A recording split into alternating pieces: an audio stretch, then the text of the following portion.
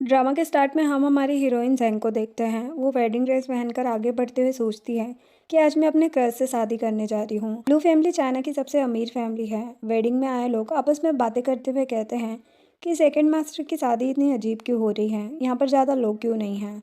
मैंने सुना है उनका एक्सीडेंट हो गया था 2 दिन पहले। अब वो ब्लाइंड और डिसेबल हो चुके हैं। उन्हें तो प्रेसिडेंट की पोस्ट से हटाकर यू को प्रेसिडेंट बना दिया गया है। लेकिन आज हम सब यहाँ पर इनकी वेडिंग देखने क्यों आए हैं। तभी वहाँ पर लू फैमिली के हेड आते हुए कहते हैं कि आज बहुत ही स्पेशल दिन है, आप सभी का यहाँ आने के लिए धन्यवाद। अफसोस की बात है कि जिन का एक्सीडेंट हो गया, लेकिन अभी भी वो लू फैमिली का बेस्ट वारिस है। फिर वो जैंग से पूछते हैं कि क्या तुम जिनसे शादी करोगी।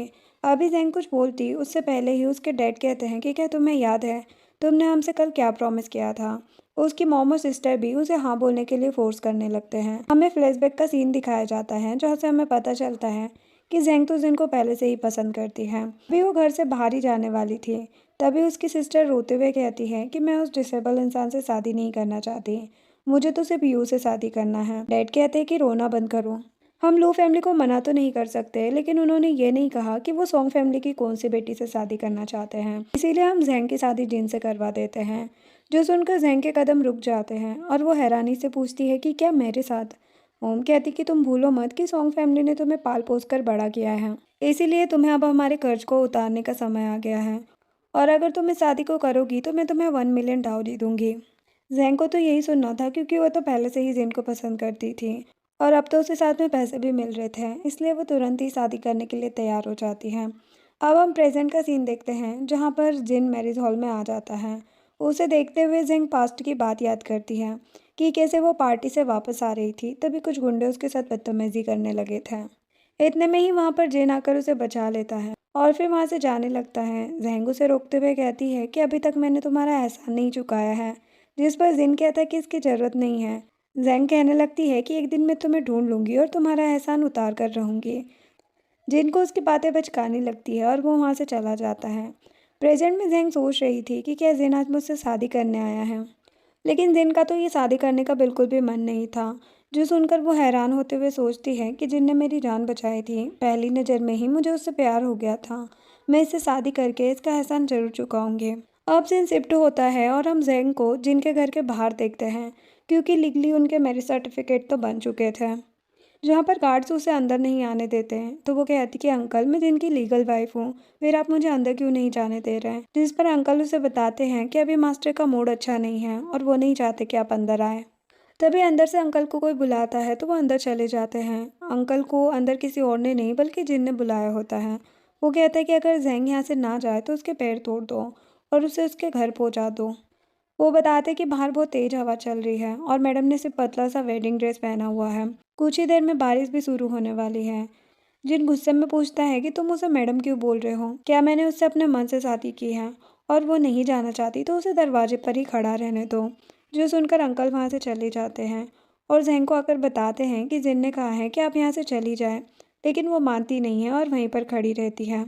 कुछ ही देर में उसे उसके एक्स का कॉल आता है जो कि यू था, जो पूछने लगता है कि तुमने मेरे अंकल से शादी क्यों की, वो तो ब्लाइंड और डिसेबल है। जिस पर जैंग गुस्सा करते हुए कहती है कि तुम्हें उससे क्या मतलब है, वैसे भी मुझे जिन पर पूरा भरोसा है, वो कभी भी मुझे अपसेट नहीं होने देगा। तभी बारिश भी शुरू हो जाती है और जैंग की तबीयत भी खराब होने लगती है। दूसरी तरफ अंकल जिन को आकर इस बारे में बताते हैं, लेकिन वो उन पर ही गुस्सा करने लगता है। तभी उसके सिर में भी दर्द हो जाता है, जिस वजह से अंकल मेडिसिन लेने चले जाते हैं। इधर जिन खड़े होने की कोशिश करते हुए सोचता है कि कहीं मेरा ये एक्सीडेंट यू ने तो नहीं करवाया हूँ, ताकि उसे मेरी पोजीशन मिल सके। इतने में वो नीचे गिर जाता है। अंकल आकर उसे संभालते हैं और मेडिसिन खिलाते हैं, जिसके बाद जिन उन्हें जैंग को अंदर लाने के लिए बोल देता है। नेक्स्ट मॉर्निंग जब जैंग की नींद खुलती है तो वो देखती है कि वो बेड पर लेटी है। वो मैट से पूछती कि मैं यहाँ पर कैसे आई।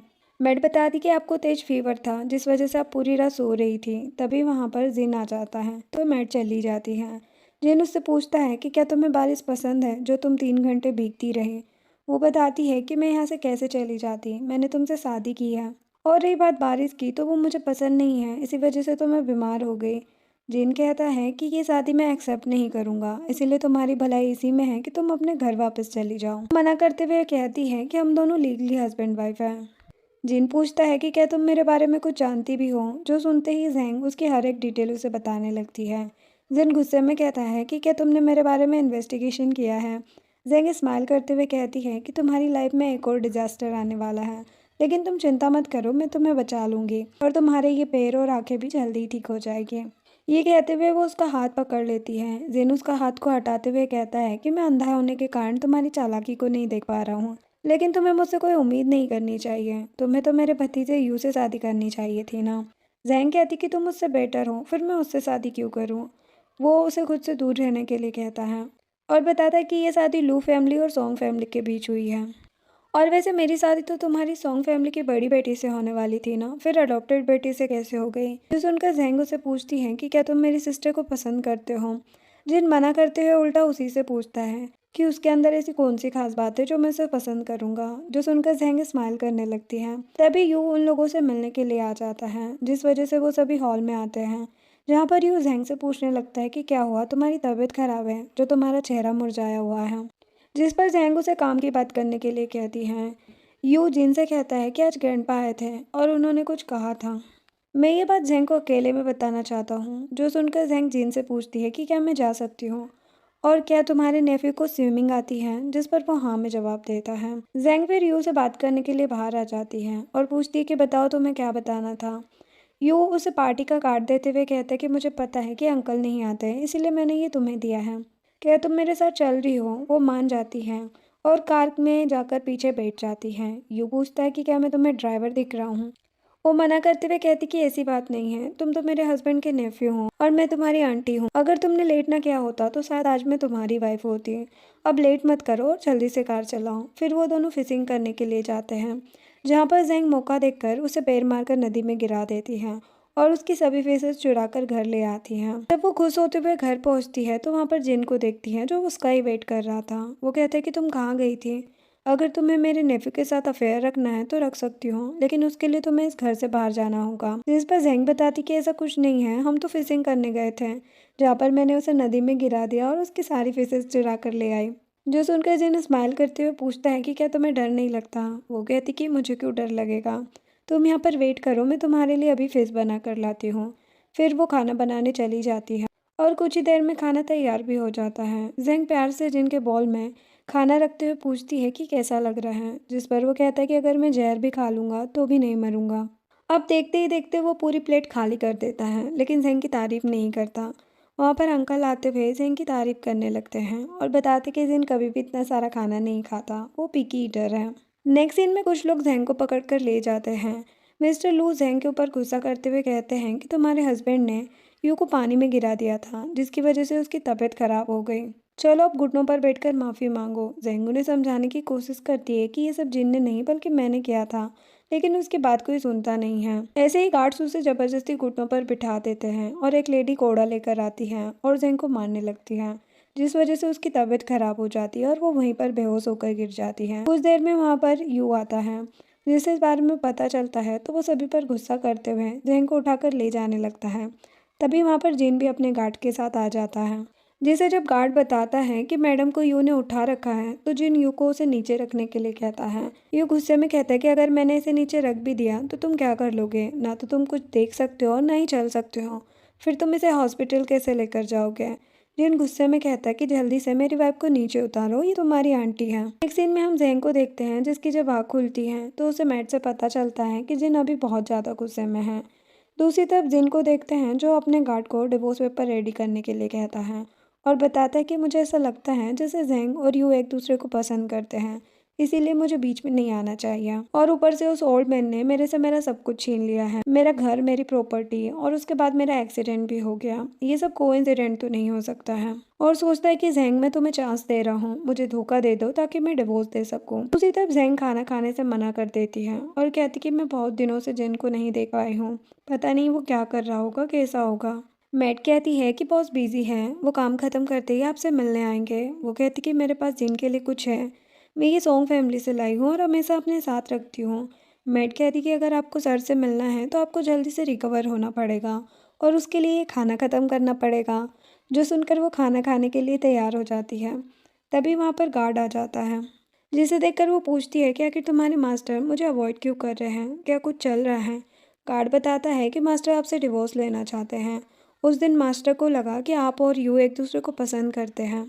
जब यू ने आपको उठाया था तब आप कह रही थी कि अच्छा हुआ तुम आ गए, जो सुनकर ज़ेंग अपने आप को मारते हुए कहती है कि मुझे लगा था कि वो जिन है, मैं तो अपने होश में ही नहीं थी, मुझे उसे सब कुछ समझाना होगा। लेकिन गार्ड उसे रोकते हुए बताता है कि अभी मास्टर बहुत गुस्से में है, इसीलिए आपको वहाँ जाना सही नहीं रहेगा। लेकिन वो किसी की भी परवाह किए बिना वहाँ से चली जाती है।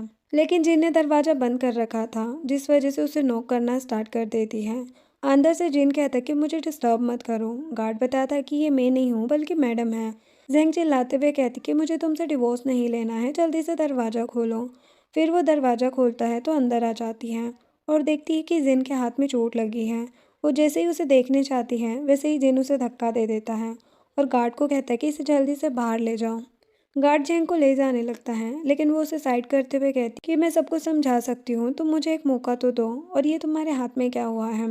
जिस पर जिन कहता है कि मैं अब एक भी झूठ सुनने नहीं वाला, और गार्ड से कहता है कि मुझे यहाँ से ले चलो, और हाँ, आज ये मिस लू नहीं है। अब कुछ देर के बाद ज़ेंग वापस से जिन के रूम के बाहर पहुँच जाती है और गार्ड को कहती कि मुझे अंदर जाने दो, मुझे देखना है कि अभी जिन की तबीयत कैसी है। लेकिन गार्ड नहीं मानता।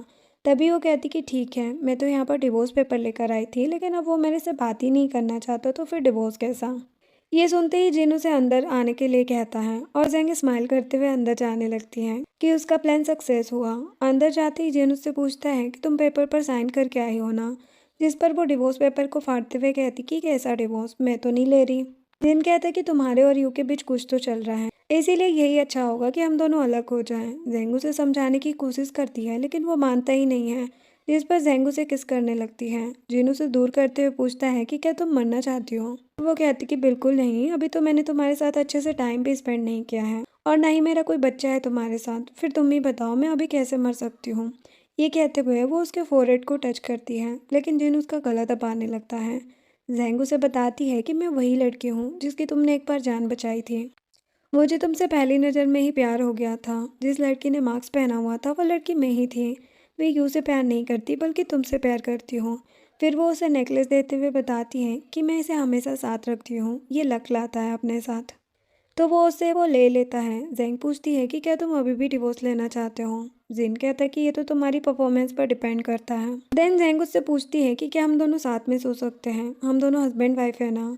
लेकिन जिन इसके लिए मना कर देता है तो ज़ेंग सोफा पर सोते हुए कहती है कि आज नहीं तो कल हम दोनों साथ में तो सोएंगे ही। नेक्स्ट मॉर्निंग का सीन दिखाया जाता है जहाँ पर जिन ब्रेकफास्ट करते हुए कुछ रूल्स बनाता है। पहला ये कि ज़ेंग उसे टच नहीं कर सकती, दूसरा कि वो 10 सेंटेंस से ज़्यादा नहीं बोलेगी, तीसरा कि वो साथ में नहीं सोएंगे, और चौथा कि वो उससे बिना पूछे कहीं नहीं जाएगी और ना ही यू से मिलेगी। जो सुनकर ज़ेंग सारे रूल्स के लिए तैयार हो जाती है, लेकिन वो साथ में न सोने वाले रूल को कैंसिल करते हुए साथ में सोने के लिए कहती है, लेकिन जिन नहीं मानता। तो वो चुपचाप बैठ जाती है। इतने में ही उन्हें पता चलता है कि ओल्ड मैन उनसे मिलने आए हैं। ओल्ड मैन जिनके ऊपर गुस्सा करते हुए कहते कि तुम्हारी हिम्मत कैसे हुई मेरे आदमियों को हॉस्पिटल पहुंचाने की, वो भी इस जैसी लड़की के लिए। जिस पर जिन कहता है कि वो सभी मेरे एरिया के अंदर थे, इस हिसाब से मैं जो करना चाहता हूँ वो कर सकता हूँ। ओल्ड मैन गुस्से में उसके ऊपर ग्लास फेंकने वाले थे, लेकिन ज़ेंग और गार्ड बीच में आकर उसे बचा लेते हैं। फिर ज़ेंग ओल्ड मैन को भला बुरा सुनाना स्टार्ट कर देती हैं। तो ओल्ड मैन कहते हैं कि क्या सोंग फैमिली ने तुम्हें यही सिखाया है, इसी वजह से सोंग फैमिली का सब कुछ तुम्हारी बहन का है, और तुम्हें और तुम्हारे हस्बैंड को चुप तो रहना ही पड़ेगा, नहीं तो तुम्हें इस फैमिली से निकाल दिया जाएगा। पूछता है कि कहीं आपको इस बात का दुख तो नहीं कि आप मुझे मारने में सफल नहीं हो पाए।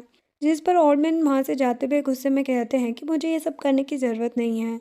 उनके जाते ही ज़ेंग जिन के हाथ को टच करते हुए कहती हैं कि तुम चिंता मत करो, सब ठीक हो जाएगा। जिस पर जिन उसे रूल याद दिलाता है तो वो अपना हाथ हटा लेती है और गार्ड से कहती है कि तुम अपना शर्ट निकालो, मुझे देखना है कि तुम्हें कितनी चोट लगी है।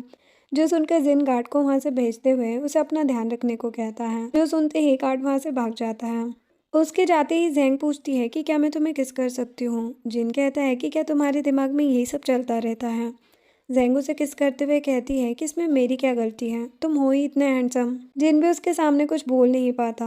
नेक्स्ट सीन में गार्ड जिन को बता रहा होता है कि आपके एक्सीडेंट में ओल्ड मैन का हाथ नहीं है, हो सकता है किसी और ने ये सब किया हो।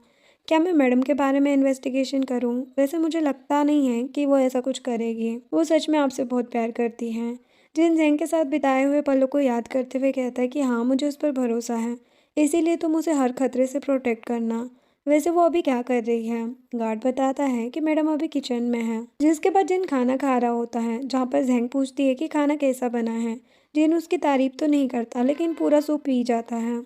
तभी जेंग के पास उसकी मॉम का कॉल आता है। वो उसे घर पर बुलाती हैं। जब जेंग घर पहुँचती है तो मॉम पूछती है कि क्या तुम कुछ दिनों पहले घर आई थी? जिस पर वो कहती कि हाँ, मैं कुछ कपड़े लेने आई थी अपने। जो सुनकर मॉम गुस्सा करते हुए कहती हैं कि क्या तुम सिर्फ कपड़े लेने आई थी या फिर अपनी सिस्टर के रूम से नेकलेस भी चुरा कर ले गई?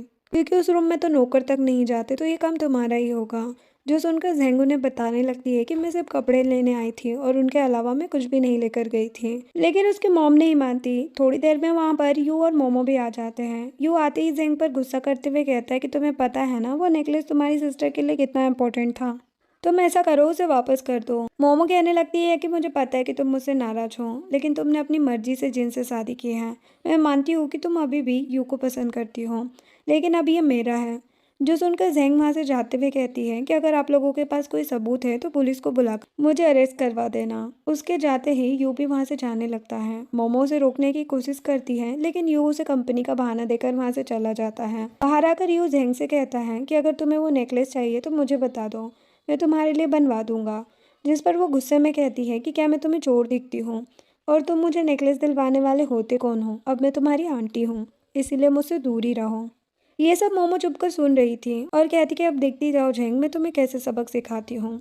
दूसरी तरफ जिन बाहर जा रहा था तो ओल्ड मैन कहते कि तुम कहाँ चल रही हैं, तुम्हें तो घर में रहना चाहिए। जिस पर जिन कहते कि बूढ़े तो आप हो गए हो, इसीलिए मुझे नहीं बल्कि आपको घर में रहने की ज़रूरत है। तो वो कहती कि मुझे पता है कि तुम डॉक्टर से मिलने जा रहे हो, लेकिन मैं तुम्हें बता दूं कि तुम उनसे नहीं मिल पाओगे। कहीं तुम मेरे ऊपर अपनी मॉम की वजह से तो गुस्सा नहीं हो? सारी गलती तुम्हारी मॉम की ही थी, उसकी वजह से मेरी पहली पत्नी मर गई। तो जिन गुस्से में पूछता है कि आपके लिए बड़ा भाई और यू इनोसेंट है, लेकिन मैं क्यों नहीं? आप मुझे समझते क्या हैं?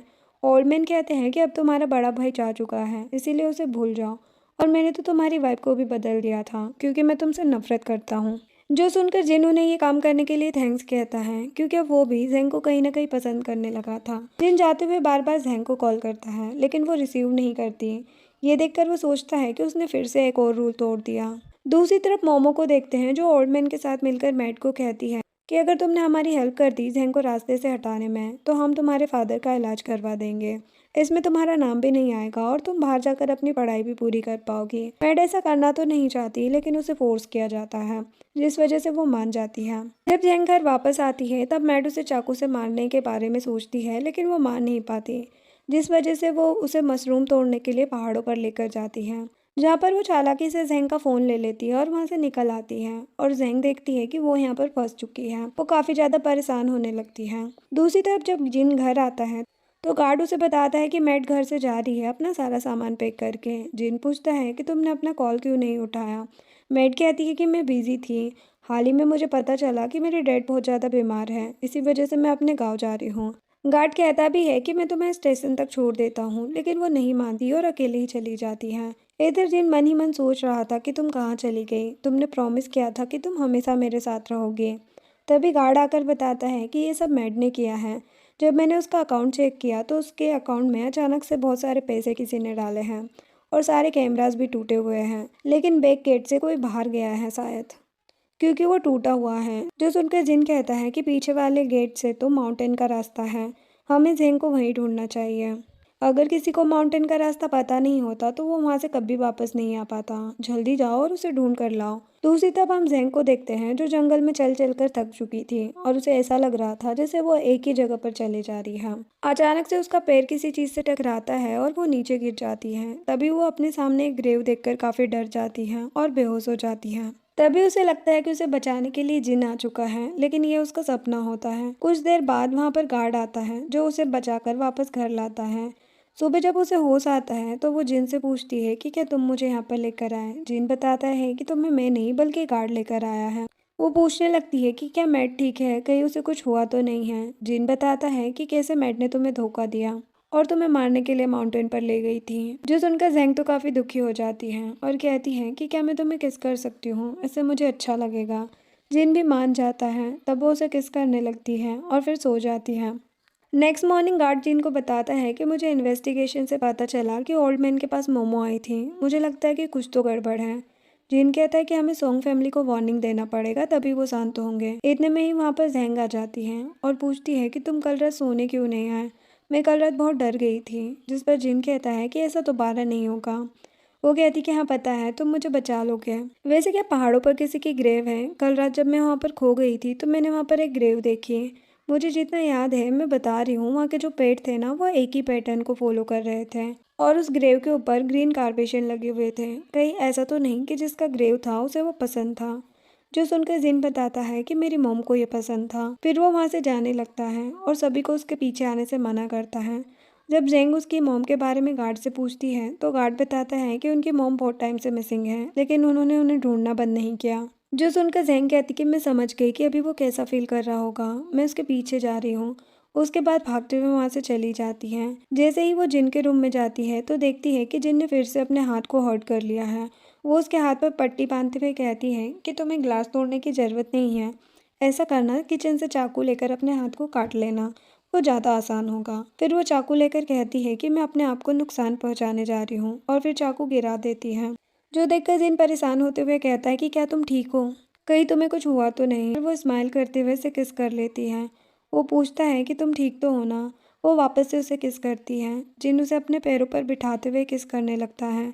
ये देखकर वो दूर होते हुए कहती है कि कहीं तुम्हारे पैरों में दर्द तो नहीं हो रहा? जिन सोचने लगता है कि मेरे पैरों में तो दर्द होता ही नहीं है और ना ही कुछ फील होता है, फिर अचानक से मुझे दर्द क्यों हो रहा है। जिसके बाद गार्ड वहां पर आकर जिनको अपने साथ ले जाता है ग्रेव देखने के लिए। इधर जैंग घर पर जिन का वेट करके बोर हो चुकी थी, इसीलिए वो बाहर जाती है। तभी अचानक से वहां पर यू आ जाता है और उसका हाथ पकड़ लेता है और कहता है कि क्या तुम जिंदा हो? मुझे लगा कि तुम मर चुकी हो। वैसे ये तुम्हारे लिप्स को क्या हुआ? क्या उस जिन ने तुम्हें किस किया है? मैंने तो आज तक तुम्हें किस नहीं किया।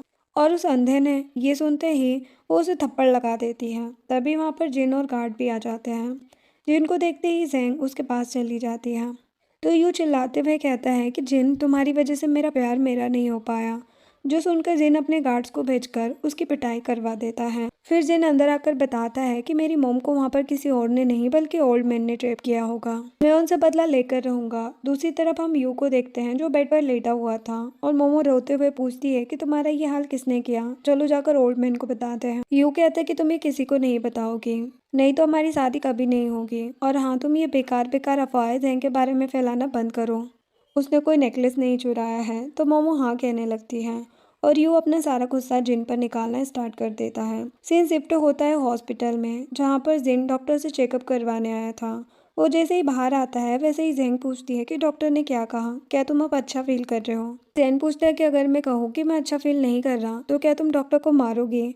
उसी हॉस्पिटल में हम मोमो को देखते हैं जो जैंग को जिंदा देखकर खुश नहीं थी और उससे बदला लेने के बारे में सोचती है। नेक्स्ट सीन में जिन और जैंग रोमांस कर रहे थे, तभी जैंग के पास मोमो का कॉल आता है।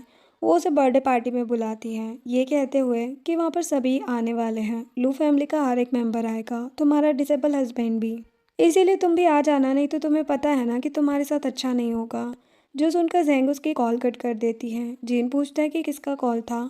जैंग उसे सब कुछ बताने लगती है, जिस पर जिन कहता है कि हम पार्टी में चल देते हैं, नहीं तो वो बुढ़ा कुछ न कुछ जरूर करेगा।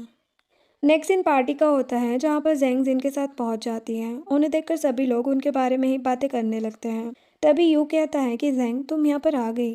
जो सुनकर वो गुस्से में कहती है कि मैं तुम्हारी आंटी हूँ, इसीलिए तुम मुझे मेरे नाम से बुलाना बंद करो। हाँ, यहाँ पर तुम्हारे अंकल भी आए हैं, क्या तुम्हारा ध्यान उन पर नहीं गया? फिर वो जिन के साथ आगे बढ़ जाती हैं और कहती कि तुम यहीं पर रुको, मैं तुम्हारे लिए कुछ टेस्टी चीज़ें खाने को लाती हूँ। देन वो फूड काउंटर पर चली जाती है, जहाँ पर एक लड़की जानबूझकर उसकी ड्रेस पर ड्रिंक गिरा देती है। जो देखकर जैंग तो गुस्सा करने लगती है। तो वो कहती कि मैंने गलती से नहीं बल्कि जानबूझकर गिराया था, तुम क्या ही कर लोगे? तुम तो आजकल एक डिसेबल इंसान की बेबी सिटिंग कर रही हो। तभी वहाँ पर मोमो भी आ जाती हैं, जो उसके ड्रेस को देखते हुए कहती कि इसे क्या हुआ? ऐसा करो, तुम जाकर इसे साफ कर लो। जिसके बाद जैंग जिन के पास आकर उसे सब कुछ बताती है और फिर उसे वहाँ पर रुकने का बोलकर खुद ड्रेस साफ करने चली जाती है। थोड़ी देर में जब वो वापस आती है तो उसे जिन कहीं नहीं दिखता। वो पैनिक होकर उसे ढूंढने लगती है। इतने में उसकी टक्कर एक लड़की से हो जाती है। वो उसे बताती है कि जिन को जैंग के पेरेंट्स लेकर गए हैं। ये सुनते ही जैंग उसे ढूंढने के लिए वहां से चली जाती है। दूसरी तरफ हम जिन को देखते हैं, जो जैंग के पेरेंट्स के पास बैठा हुआ था और वो कहते हैं कि अब तुम्हारी शादी हमारी बेटी के साथ हो चुकी है, इसीलिए अब तुम पीछे नहीं हट सकते हैं। मैं उसकी रियल मदर नहीं हूँ, लेकिन उसे बहुत मिस करती हूँ। ये कहते हुए वो जिन की ड्रिंक में ड्रग मिलाकर उसे पिला देते हैं और उसे कहीं ले जाने लगते हैं। कुछ देर बाद वहाँ पर जैंग आती है, लेकिन तब तक जिन वहाँ से जा चुका था। दूसरी तरफ मोमो और उसके पेरेंट्स बहुत ज़्यादा खुश थे। इधर ओल्ड मैन यू और मोमो की एंगेजमेंट अनाउंस करने वाले थे। तभी वो देखते हैं कि यहाँ पर जिन तो है ही नहीं और उसे ढूंढने के लिए अपने आदमियों को भेज देते हैं। कुछ देर बाद उन्हें एक रूम के बाहर जिन की व्हील चेयर दिखती है। तब मोमो कहती है कि अंदर जिन किसी लड़की के साथ है। इतने में ही वहाँ पर जेंग भी आ जाती है और वो दरवाज़ा तोड़ने की कोशिश करती हैं। तभी पीछे से जिन आते हुए पूछता है कि क्या तुम सब मुझे ढूंढ रहे हो। जेंग देखती है कि जिन अपने दोनों पैरों पर खड़ा हुआ है। ये देखकर तो वो हैरान रह जाती है। जिन बताता है कि मैं कुछ देर के लिए खड़ा हो सकता हूँ, लेकिन अब मेरे पैरों में एनर्जी नहीं है। देन वो व्हील चेयर पर बैठ जाता है। जेंग पूछती है कि तुम यहाँ पर कैसे आए। जिन बताता है कि तुम्हारे फादर मुझे यहाँ पर छोड़कर गए थे और कह रहे थे कि व्हील चेयर खराब हो गया है, तुम यहाँ पर वेट करो। मैं वेट करता रह गया, लेकिन वो आया ही नहीं। जो सुनकर जेंग को तो बहुत गुस्सा आता है। वो अपने डैड पर गुस्सा करने लगती है। अब घर आने के बाद जेंग जिन के पैरों की मसाज कर रही थी। वो कहता है कि मुझे दर्द नहीं हो रहा है, इसीलिए तुम इतनी मेहनत मत करो। देन जेंग रूम के बाहर कुछ काम कर रही थी। तभी गार्ड आकर बताता है कि मास्टर के रूम में आग लग गई है। जो सुनकर दोनों जिन को बचाने के लिए भागते हैं, लेकिन जिन का रूम ओपन ही नहीं होता, जिस वजह से वो दोनों स्पेयर की ढूंढने लग जाते हैं। दूसरी तरफ हम मोमो को देखते हैं, जहाँ पर हमें पता चलता है कि इसके पीछे मोमो का ही हाथ था। इधर वो दोनों मिलकर जिन को रूम से बाहर निकाल चुके थे और उसे होश में लाने की कोशिश कर रहे थे। कुछ देर बाद हम हॉस्पिटल का सीन देखते हैं, जहाँ पर जिनको होश आ चुका था। वो कहते कि मैं बिल्कुल ठीक हूँ, तुम चिंता मत करो। जहन कहती है कि नहीं, तुम ठीक नहीं हो। जब तक डॉक्टर नहीं कहते तब तक तुम हॉस्पिटल से डिस्चार्ज नहीं ले सकते। वो कहता है कि ठीक है और उसके पास जाने लगता है। जहन कहती है कि पहले तो टच भी नहीं करने देते थे और अब देखो। इतने में वहाँ पर गार्ड आ जाता है, जिस वजह से जंग बाहर चली जाती है।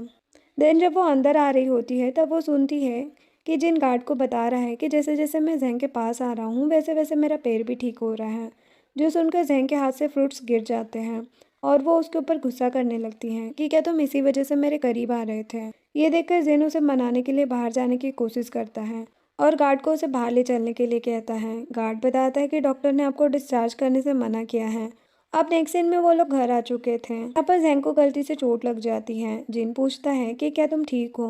वो गुस्से में कहती कि मैं ठीक हूँ। अगर तुम्हारे पैर मेरी वजह से सही हो रहे थे तो तुम मुझे बता देते, मैं तुम्हारी हेल्प करती। लेकिन नहीं, तुम मेरे से ये सारी बातें छुपा रहे थे। चलो अब डिवोर्स ले लेते हैं। तभी जिन उसे रोकते हुए कहता है कि मुझे डॉक्टर के पास जाना है, क्या तुम मुझे ले चलोगे। वो मान जाती है। नेक्स्ट सीन में डॉक्टर बताती है कि आपके पैर बहुत जल्दी से रिकवर कर रहे हैं। जो सुनकर जैन खुश हो जाती है। डॉक्टर के जाने के बाद जिन कहता है कि क्या तुम तब तक रुक सकती हो जब तक मेरे पैर पूरी तरह से रिकवर नहीं हो जाते हैं। जिस पर वो कहती कि मैं सोचकर बता दूंगी। तभी हम एक लड़की को देखते हैं, जो जिनको देखकर स्माइल करते हुए सोचती है कि फाइनली मैं वापस आ गई। नेक्स्ट डे जैंग अपना सामान पैक कर रही थी वापस जाने के लिए और गार्ड को डिवोर्स पेपर दे देती है। गार्ड कहता है कि आपको मास्टर को एक चांस देना चाहिए, वो सच में आपको पसंद करते हैं, लेकिन वो अपनी फीलिंग्स को नहीं बता पा रहे हैं। जैंग भी उसे एक मौका देने के बारे में सोचती है। दूसरी तरफ जिन बैठा था, तभी वही लड़की जिसका नाम युआन है, वो आकर उसे मिल्क देती है। जिन कहता है कि जैंग, तुम अभी भी मेरी चिंता करती हो ना।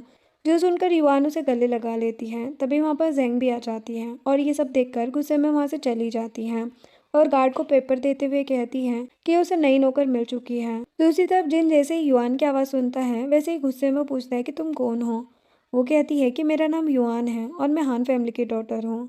वो गुस्से में पूछता है कि तुम्हें अंदर किसने आने दिया। वो गार्ड का नाम लेती है, तो जिन गार्ड पर गुस्सा करने लगता है। युआन बताती कि मेरी फैमिली अब बैंकरप्ट हो चुकी है और मेरे पास रहने के लिए घर नहीं है, इसीलिए मैं तुम्हारे पास आई हूँ।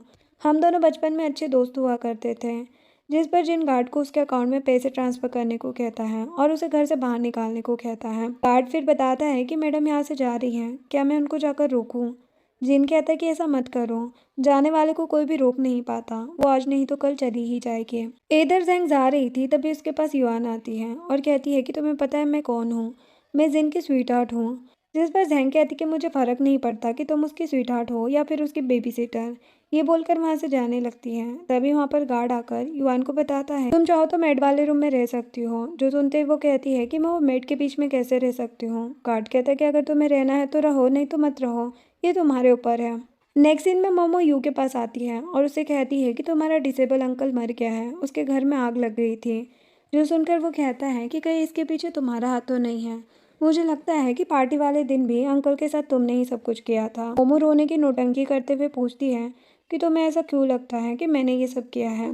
जिस पर यू उसे गले लगाते हुए कहता है कि कोई बात नहीं, तुम चिंता मत करो, जैसे ही मैं प्रेसिडेंट बन जाऊंगा वैसे ही तुमसे शादी कर लूंगा। इधर जैंग काफी रो रही थी और साथ ही उसे जिन पर काफी गुस्सा भी आ रहा था। तभी वो न्यूज में देखती है जहाँ पर उसे पता चलता है कि जिन के घर में आग लगने की वजह से कोई भी जिंदा नहीं बचा। ये देखकर वो जल्दी से गार्ड को कॉल करती है और जिन के बारे में पूछती है। गार्ड कहता है कि मैडम आपको यहाँ पर खुद आकर देखना चाहिए। जो सुनते ही वो रोते हुए जाने लगती है। जब वो हॉस्पिटल पहुँचती है तो देखती है कि जिन चलने की कोशिश कर रहा है। गार्ड बताता है कि बहुत जल्दी से ठीक होना चाहते हैं ताकि वो घुटनों पर बैठकर आपसे माफ़ी मांग सके। जिंग जिनके पास जाती है, वो पूछता है कि तुम्हें मेरी चिंता है इसीलिए मुझसे मिलने आई हो ना। वो कहती कि अगर तुम मर गए होते तो मैं तुमसे नहीं मिल पाती, इसी वजह से यहाँ पर आई हूँ। अब जल्दी से ठीक हो जाओ। जो सुनकर वो हाँ कहता है और फिर धीरे धीरे डॉक्टर की मदद से अब वो रिकवर होने लग गया था। अब जिन और जैंग के बीच में भी दूरी कम होने लगी थी। तभी गार्ड आकर बताता है कि युआन आपसे मिलना चाहती है। जब जिन उससे मिलने जाता है तो युआन जैंग को देखकर पूछती कि तुम यहाँ पर क्या कर रही हो। जिन कहता है कि ये मेरी वाइफ है, इसीलिए इसे मिसेस लू कहो, जिस पर उसे हाँ कहना पड़ता है। और बताती कि हम दोनों बचपन से साथ में हैं, इसीलिए मैं भी तुम्हारी तरह ज़्यादा कुछ खा नहीं पाती और मुझे फूड पॉइजनिंग हो गई है। जो सुनकर जिन कहता है कि जल्दी से पुलिस को कॉल करो, किसी ने जानबूझकर तुम्हारे खाने में कुछ मिलाया होगा। जो सुनकर युआन डर जाती है और पुलिस को कॉल करने से मना। नेक्स्ट सीन में मोमो शेयर होल्डर मीटिंग में जाती है जहाँ पर वो जैंग को देखकर पूछती कि तुम यहाँ पर क्या कर रही हो। तुम्हारा हस्बैंड तो मर चुका है, तुम्हें तो उसके फ्यूनरल में होना चाहिए। जिस पर जैंग कहती है कि मैं यहाँ पर अपने हस्बैंड की जगह आई हूँ।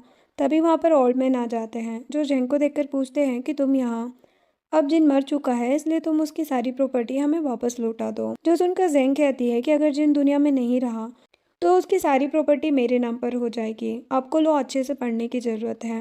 मोमो कहती कि तुम हमारी बात मान लो, अब तुम्हें प्रोटेक्ट करने के लिए कोई भी नहीं है इस दुनिया में और ओल्ड मैन तुम्हें एक चांस दे रहे हैं। यू भी कहता है कि अगर तुम सारे शेयर्स हमें दे दोगी तो हम तुम्हें प्रोटेक्ट कर सकते हैं। जैंग कहती कि अगर आप मुझे जिनकी मॉम के बारे में बता देंगे तो मैं कुछ सोच सकती हूँ। ओल्ड मैन बताते हैं कि उसकी मॉम बहुत साल पहले मर चुकी है और उसकी ग्रेव माउंटेन पर बनी हुई है। तुम वहाँ पर जाकर देख सकती हो। आप तुम मेरी बात मान लो, नहीं तो मैं तुम्हें लू फैमिली और सॉन्ग फैमिली दोनों से ही निकाल दूंगा। अभी उनकी शेयर होल्डर मीटिंग स्टार्ट हुई थी तभी वहाँ पर जिन आ जाता है। उसे देखकर सभी बहुत ज़्यादा शॉक्ड हो जाते हैं और सबसे ज़्यादा मोमो।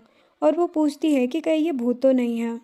यहाँ पर जिन सभी को शेयर दिखाते हुए बताता है कि अभी सबसे ज़्यादा शेयर मेरे पास हैं, इस वजह से इस ग्रुप का प्रेसिडेंट आज से मैं हूँ। और ओल्ड मैन, आपने कहा कि मेरी मॉम बहुत पहले मर चुकी है, तो क्या आप इसका एक्सप्लेनेशन देना चाहते हैं।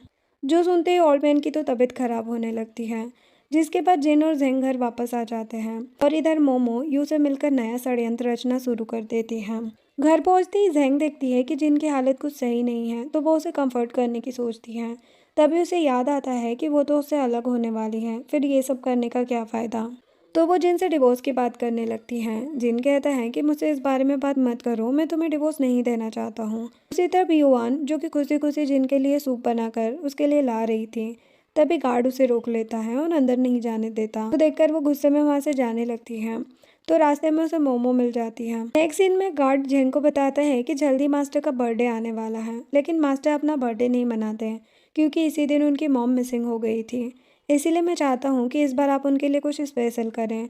जब से आप उनकी लाइफ में आई हैं तब से वो बहुत खुश रहने लगे हैं। हम देखते हैं कि युआन ये सब चुपकर सुन रही थी। नेक्स्ट मॉर्निंग जैंग जिन को पानी दे रही थी। जिन पूछता है कि तुम ये रोज रोज करके बोर हो चुकी हो ना। तो वो मना करते हुए कहती है कि मुझे कुछ काम है इसीलिए मुझे जाना होगा। इधर गार्ड देखता है कि युआन वहीं पर खड़े होकर सब सुन रही है। युआन से पूछता है कि तुम यहाँ पर क्यों आई हो। वो कहती है कि मैं तो ये बॉल वापस करने आई थी। गार्ड उसे डांट कर भगा देता है। अब रात का सीन देखते हैं जहाँ पर जैंग ने गार्ड के साथ मिलकर बर्थडे की सारी प्रिपरेशन कर ली होती है। थोड़ी देर बाद जिन घर वापस आता है उसके सर में काफ़ी दर्द हो रहा था। जैसे ही वो अंदर आता है जहाँ पर उसके लिए सरप्राइज वेट कर रहा था, लेकिन वो सारी चीज़ें देखकर खुश नहीं होता बल्कि गुस्सा करने लगता है कि आखिर किसने कहा था मेरा बर्थडे सेलिब्रेट करने के लिए। फिर वो जैंग को भी धक्का दे देता है। ये देखकर गार्ड उसे रोकते हुए कहता है कि आपके सिर में दर्द हो रहा है, शायद आप इसी वजह से ऐसा कर रहे हैं। तभी जैंग उसे ग्रीन फ्लावर देते हुए कहती है कि ये तुम्हारी मोम को पसंद है ना, लेकिन वो उसे फिर से धक्का दे देता है और फ्लावर को भी गिरा देता है। ये देखकर जैंग गुस्से में वहाँ से चली जाती है और रोते हुए सुनसान रोड पर चले जा रही थी। तभी अचानक से कोई उसे किडनैप कर लेता है। कुछ देर बाद उसकी आंखों से जब पट्टी हटाई जाती है तो उसे पता चलता है कि उसे किडनैप यू ने किया है। ये देखते ही वो कहती है कि तुम्हें पता है ना कि किडनैपिंग इलीगल है। जिस पर वो कहता है कि मैंने बहुत दिन वेट किया, उसके बाद मैंने एक अच्छा मौका देखकर तुम्हें किडनैप किया है, किसी को भी पता नहीं चलेगा, ना ही जिन को। तुम तो उससे झगड़ा करके आई हो ना, फिर वो तुम्हारे बारे में पता क्यों लगाएगा। जो सुनकर वो अपने आप को छुड़ाने की कोशिश करती है, लेकिन इसका कोई फ़ायदा नहीं होता। इधर जब जिन को हॉस्पिटल में होश आता है तो गार्ड उसे कल रात की सारी बातें बताता है और ये भी बताता है कि मैडम का सेल फोन रोड पर मिला। जिन गुस्सा करने लगता है अपने आप पर। गार्ड कहता है कि हो सकता है कि मैडम को किसी ने किडनैप किया हो। जो सुनकर जिन उसे बचाने के लिए जाने लगता है, लेकिन अचानक उसके सिर में दर्द होने लगता है। गार्ड डॉक्टर को बुलाने जाने लगता है, लेकिन जिन उसे रोक देता है और कहता है कि अभी जैंग को बचाना जरूरी है। इधर यू जैंग को बांधकर कह रहा होता है कि तुम्हें मुझसे शादी करना चाहिए था, या फिर कम से कम तुम मुझे उस डिसेबल इंसान की तरह ट्रीट तो कर सकती थी। इतने में यहाँ पर मोमो आ जाती हैं और गुस्सा करने लगती है कि तुम ऐसी बात कैसे कर सकते हो। जिस पर यू कहता है कि मैं शादी तो तुमसे ही करना चाहता हूँ, लेकिन मैं जैंग को भी अपनी वुमन बना के रखूँगा। अभी के लिए तुम घर जाओ, और उसे वहाँ से भेज देता है। इधर जिन ओल्ड मैन के पास आता है हेल्प मांगने के लिए, लेकिन जब सीधी उंगली से घी नहीं निकलता तो वो उसे ब्लैकमेल करते हुए यू का पता पूछ लेता है और सीधा जैंग को बचाने के लिए पहुंच जाता है। वो अपने गार्ड से कहकर यू को बहुत पिटवाता है और जैंग को बचाकर घर ले आता है और उससे कहता है कि तुम्हें टेबल पर रखा गुलाब कैसा लगा, मैंने स्पेशली तुम्हारे लिए प्रिपेयर करवाया है। जैंग कहती कि मुझे गुलाब पसंद नहीं है, अब तुम मुझे ये बताओ कि डिवोर्स पेपर पर साइन कब कर रहे हो। वो कहने लगता है कि बर्थडे वाले दिन मैं अपने होश में नहीं था, किसी ने मुझे ड्रग दिया था, तुम मेरी बातों पर भरोसा करो। लेकिन जैंग उसकी बात नहीं मानती। तभी अचानक से जिन बेहोश हो जाता है। हॉस्पिटल में गार्ड जैंग को बताता है कि डॉक्टर के हिसाब से बॉस को ड्रग दिया गया था, इसीलिए उनकी मेमोरी कुछ ठीक नहीं है। जो सुनकर जैंग सोचने लगती है मतलब कि ये सब कुछ सच कह रहा था। गार्ड बताता है कि मैं ड्रग देने वाले का पता लगवा रहा हूँ। वैसे डॉक्टर ने कहा है कि मास्टर की आंखों की सर्जरी जल्द से जल्द करवाना होगा। जैंग पूछती है लेकिन प्रोफेसर ली तो सर्जरी करने को तैयार नहीं है, तो सर्जरी कैसे होगी। गार्ड कहता है कि उनकी बेटी गायब हो गई है, जब तक वो नहीं मिलती तब तक वो सर्जरी नहीं करेंगे, उन्होंने ऐसा ही कहा है। जैंग कहती है कि ठीक है, फिर मैं उनकी बेटी को ढूंढ कर लाऊंगी ताकि वो सर्जरी कर दें। दूसरी तरफ हम मोमो को देखते हैं जो जेल में यू से मिलने आती है और रोते हुए कहती है कि मैं तुम्हें बाहर निकलवा कर रहूंगी, मैंने हमेशा से सपना देखा था लू फैमिली की बहू बनने का। ये कहकर वहाँ से चली जाती है। इधर जैंग प्रोफेसर ली से मिलने के लिए जाती हैं और पूछती है कि क्या आप मुझे बता सकते हैं कि आपकी बेटी कैसी दिखती थी या कोई बर्थ मार्क। जिस पर वो कहते कि मुझे अपनी बेटी को ढूंढते हुए 20 साल हो चुके हैं। वैसे मैंने उसे एक नेकलेस दिया था जिसमें 4 लीफ बनी हुई है। जो सुनकर जैंग तो हैरान रह जाती हैं और वो अपना नेकलेस दिखाती हैं, जो देखकर प्रोफेसर ली भी हैरान हो जाते हैं और पूछते कि तुम्हारे पास ये कहाँ से आया। वो कहती है कि बचपन से ही ये मेरे पास है और मुझे बचपन में सॉन्ग फैमिली ने अडॉप्ट कर लिया था। जो सुनकर वो पूछते हैं कि क्या तुम मेरी बेटी हो। जैंग कहती कि पता नहीं, ये तो हमें डीएनए टेस्ट के बाद ही पता चलेगा। अब कुछ दिनों के बाद जैंग के पास प्रोफेसर ली का कॉल आता है जो उसे बताते हैं कि डीएनए टेस्ट की रिपोर्ट आ चुकी है और तुम मेरी रियल बेटी हो। जो सुनकर वो खुश होते हुए जिन को बताती है कि अब मैं अनाथ नहीं हूँ और न ही किसी और के ऊपर बर्डन हूँ, और हाँ मेरे फादर तुम्हारी आंखों की सर्जरी करने को भी तैयार हैं, तुम अब वापस से देख पाओगे। इधर युवान को गार्ड वापस से भगा रहा होता है तो वो कहती कि मेरी तबीयत कुछ सही नहीं है, क्या तुम मेरे साथ हॉस्पिटल चल सकते हो। गार्ड कहता कि मैं तुम्हें हमेशा अपनी बहन समझता हूँ, इसीलिए मैं तुम्हारे साथ हॉस्पिटल जरूर चलूंगा। फिर हॉस्पिटल में डॉक्टर ली यानी कि जैंग के डैड बताते हैं कि जिनकी आंखों की सर्जरी हो सकती है, लेकिन मैं 100% गारंटी नहीं दे सकता कि वो सर्जरी के बाद देख पाएगा। जो सुनकर जैंग थोड़ी उदास हो जाती है। जिसके पास जिन की आंखों की सर्जरी कंप्लीट हो चुकी थी और डॉक्टर को उसकी आंखों से पट्टी हटाना था। जैंग अंदर से काफ़ी डरी हुई थी, तभी पट्टी पूरी तरह से हट जाती है और जिन पूछता है कि जैंग क्या ये तुम हो। वो जैंग का चेहरा देखकर काफ़ी खुश था। नेक्स्ट सीन में जिन घर पर होता है जहाँ पर वो गार्ड से पूछता है कि तुम्हारी लाइफ कैसी चल रही है। तभी अचानक से गार्ड उस पर चाकू से हमला कर देता है, लेकिन जिन बच जाता है और गार्ड को मारकर नीचे गिरा देता है। जिसके बाद जिन डॉक्टर से पूछता है कि गार्ड को क्या हुआ था। डॉक्टर कहती कि ये बताना मुश्किल है, लेकिन इनके सिर में चोट लगी हुई है। गार्ड को होश आने पर जब जिन गार्ड से पूछता है तो गार्ड बताता है कि मुझे नहीं पता कि क्या हुआ था, मेरे कान में एक आवाज़ आ रही थी कि मैं आपको मार दूं और मैं अपने आप पर कंट्रोल भी नहीं कर पा रहा था। मैं आपके लिए हमेशा से लॉयल हूँ, मैंने ये सब जानबूझकर नहीं किया था। हाँ मैं कल युवान के साथ हॉस्पिटल गया था जहाँ पर शायद डॉक्टर ने मुझे हिप्नोटाइज कर दिया था।